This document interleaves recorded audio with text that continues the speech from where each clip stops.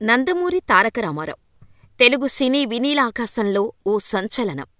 రాష్ట్ర రాజకీయ ముఖచిత్రంపై ఆయనో ప్రభంజనం. ఆయన పేరు తెలుగువాడి ఆత్మగౌరవం. ఆయన తీరు రాజకీయ విశ్వరూపం.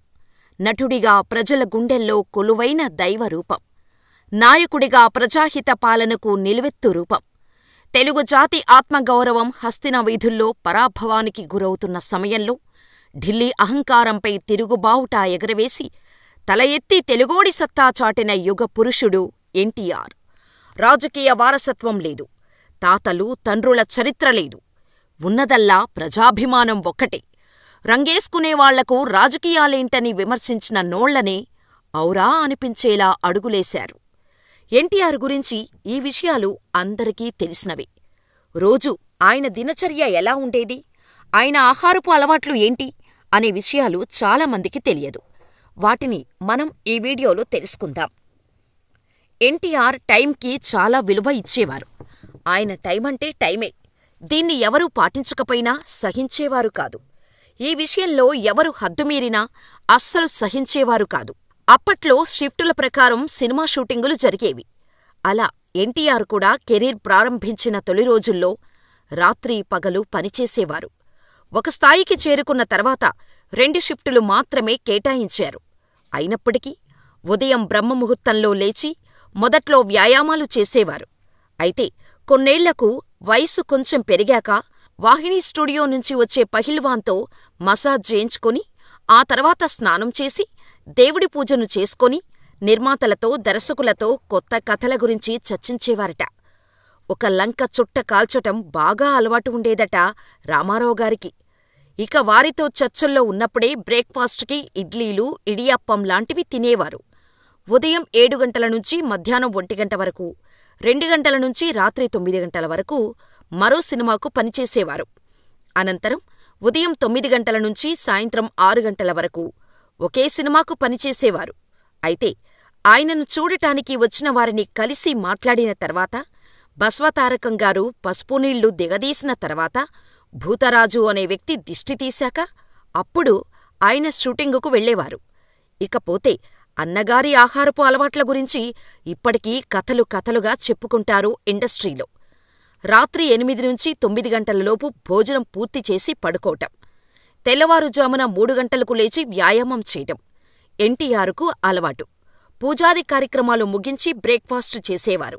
ఉదయాన్నే అరచేతి మందంలో ఉండే 24 ఇడ్లీలను ఆరగించేవారు రామారావు. కొద్ది కాలం తర్వాత ఇడ్లీలు తినడం మానేసి పొద్దున్నే భోజనం చేసేవారు.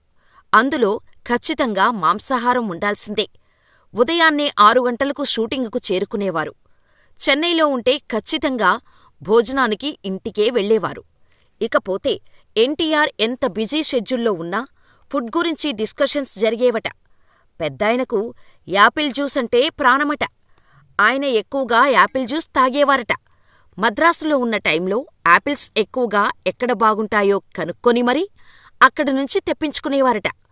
ఒక రోజుకు 3 నుంచి 5 బాటిల్స్ యాపిల్ జ్యూస్ తాగేవారట ఎన్టీఆర్. సమ్మర్లో ఈ కోటా పెరిగేదట. ఎక్కడికి వెళ్ళినా, ఎంత మారుమూల షూటింగ్ జరిగినా ఇవి మాత్రం తప్పకుండా తన వెంట ఉండాల్సిందే.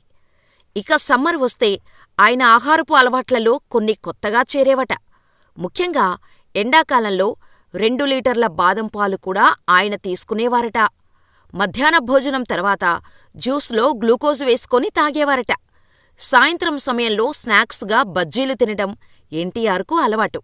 అలాగే డ్రై ఫ్రూట్స్ను కూడా ఎన్టీఆర్ ఎంతో ఇష్టంగా తినేవారట. దానివల్ల అలసట రాదని కో ఆర్టిస్టులకు, తన స్నేహితులైన హీరోలకు సలహా ఇచ్చేవారట. ఇక సీనియర్ ఎన్టీఆర్ భోజనంలో 2-3 రకాల కూరలు, పెరుగు, నెయ్యి ఖచ్చితంగా ఉండాల్సిందే అని చెబుతారు. నాన్ వెజ్ అంటే ఆయనకు మహాప్రీతి. నాటుకోడిని ఇష్టంగా లాగించేవారట. మంచి బియ్యంతో చేసిన అన్నం, కోడికూర, పెరుగు, వెజ్లో అయినా చారు, అప్పడం ఆయన మెనూలో ఉండాల్సిందే. ఎన్టీఆర్ కొత్త ప్రాంతానికి వెళ్తే అక్కడి రుచులను కూడా ఆస్వాదించేవారట. ముఖ్యంగా రాజకీయాల్లోకి వచ్చిన తర్వాత చైతన్యయాత్రంలో ఆయన ప్రజలతో మమేకమయ్యారు. ఎక్కడ టైం దొరికితే అక్కడ, ఏదుంటే అదే తినేవారు. సౌకర్యాలు లేని ఆ టైంలో సాధారణ జీవితం గడిపి ఆదర్శంగా నిలిచారు నందమూరి తారక రామారావు. చెన్నై మౌంట్ రోడ్డులోని బాంబే హల్వా హౌస్ షాపు నుంచి డ్రై ఫ్రూట్స్, 2 లీటర్ల బాదంపాలు తెప్పించి తాగేవారు ఎన్టీఆర్. అలాగే 30-40 మిరపకాయ బజ్జీలు అలవోకగా తినేసేవారు. వేసవిలో మామిడిపళ్ల రసమే ఎన్టీఆర్ లంచ్. టీనగర్లో అవి ఎక్కడ దొరుకుతాయో నిర్మాతకు చెప్పి తెప్పించేవారు. 2 డజన్ల మామిడిపళ్ల రసంలో గ్లూకోజ్ పౌడర్ కలిపి తాగేవారు. అయితే వయస్సు, ఆరోగ్యాన్ని దృష్టిలో పెట్టుకుని కేరళ వైద్యుడి సలహా మేరకు అల్లం వెల్లుల్లి ముద్దను తీసుకునేవారు ఎన్టీఆర్. అయితే పౌరాణిక పాత్రలు వేసినప్పుడు మాత్రం మాంసం ముట్టేవారు కాదు ఎన్టీఆర్.